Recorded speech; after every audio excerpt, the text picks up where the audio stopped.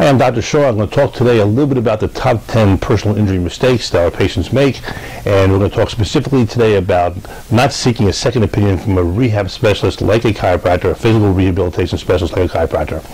And you know, it's perfectly okay. It's perfectly okay to see your GP after an accident because they're your primary doctor. They're the one you should be keeping in touch with throughout this. And what they're probably going to do is evaluate you. Maybe they'll order x-rays and maybe they'll prescribe some medication. But you should understand this. There are 3 phases of healing. The first phase is the acute phase. That's the phase during which there's inflammation going on.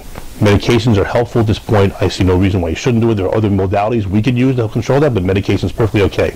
However, as you advance through the second phase and third phase, the repair and remodeling phase, you have different requirements. Medication will not solve the problems.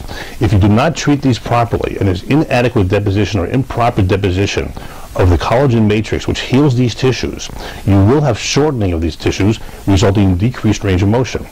Decreased range of motion needs to be addressed. It can be a permanent and disabling injury. In the repair phase, what you want are constant stresses, such as those provided by chiropractors during their manipulation process, during stretching exercises they may apply, through some of the manual methods they may use, supported by adjunctive therapies like moist heat, ultrasound, electrical stimulation, and all the other modalities which have benefit of controlling pain and improving the rehabilitation process.